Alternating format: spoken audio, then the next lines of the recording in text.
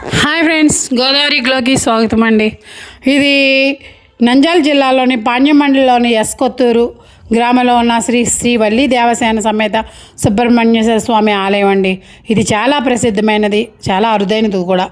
ఇది నంద్యాల నగరం నుండి సుమారు 20 కిలోమీటర్ల దూరంలో, పాణ్యం నుండి కూడా 20 కిలోమీటర్ల దూరంలో ఉంది. ఈ ఆలయం 300 సంవత్సరాలకు పైగా చరిత్ర కలిగి ఉన్నదని, కొందరు 5 సంవత్సరాల నాటిదని కూడా చెప్తారు.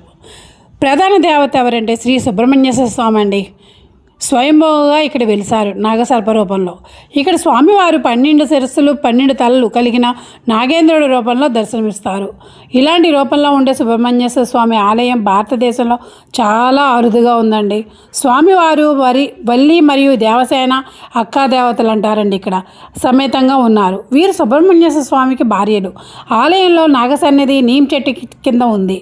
ఆలయ నాగదోష నివారణ, సంతాన ప్రాప్తి, ఆధ్యాత్మిక శాంతి కోసం భక్తులు ఇక్కడికి ఎక్కువగా వస్తారు.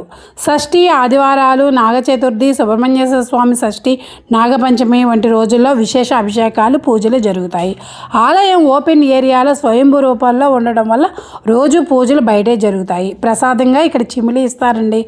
అక్కా దేవతల గురించి చెప్పాలంటే వల్లి దేవసేన, సుబ్రహ్మణ్య స్వామి ఇక్కడ వల్లి అమ్మవారు మరియు దేవసేన అమ్మవారితో కలిసి ఉంటారు. వల్లీదేవి వనదేవత రూపంలో గిరిజన సాంప్రదాయంలో ముడిపడి ఉంటుంది. ఈమె సుబ్రహ్మణ్యేశ్వర స్వామిని ప్రేమతో వివాహం చేసుకున్నదని చెప్తారు.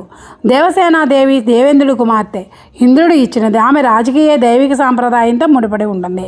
ఇక్కడ ఇద్దరు సమానంగా పూజలు అందుకుంటారు. సుబ్రహ్మణ్యేశ్వర స్వామి భక్తులకు ఈ అక్కాదేవి దేవతలు కూడా అనుగ్రహం చేస్తారని భక్తుల నమ్మకం. ఈ ఆలయం నాగదోషాలు, సంతాన సమస్యలు, ఇతర గ్రహ దోషాల నివారణకు చాలా పవర్ఫుల్గా పేరు పొందింది. ఒకసారి వెళ్తే మళ్ళీ వస్తారని ఇక్కడ భక్తుల విశ్వాసం అండి. ఇక్కడ పూర్తి స్థల పురాణం ఏంటంటే, అప్పటి గ్రామం పేరు కొత్తూరు. ఆ గ్రామంలో బీరం చెన్నారెడ్డి అనే రైతు నివసించేవాడు.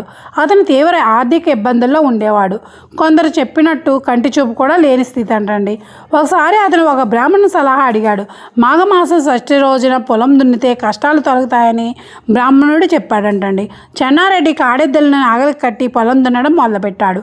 నాగలి భూమిని తాకగానే ఏదో అడ్డు తగిలిందంటండి.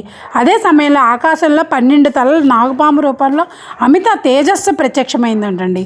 ఆ తేజస్సుకు చెన్నారెడ్డి కంటి చూపు కోల్పోయాడు. గ్రామస్తులు వచ్చి నాగలిని లాగి చూస్తే భూమి నుంచి 12 శిరస్సుల నాగేంద్రుడి స్వయంభూ విగ్రహం బయటపడిందంటండి. అప్పుడు ఒక బాలుడు స్వామి స్వయంగా ప్రత్యక్షమై, నేను సుబ్రహ్మణ్యేశ్వర స్వామిని 3 రోజులు నాకు క్షీరాభిషేకం చేస్తే చెన్నారెడ్డికి చూపు వస్తుందని చెప్పాడు. గ్రామస్తులు స్వామి చెప్పినట్టు 3 రోజులు క్షీరాభిషేకం చేశారంటండి. 3వ రోజు చెన్నారెడ్డికి పూర్తి కంటి చూపు వచ్చింది. దీంతో స్వామికి ఆలయం కట్టాలని నిర్ణయించారు. గుడి నిర్మాణం అద్భుతంగా ఉంటుందండి.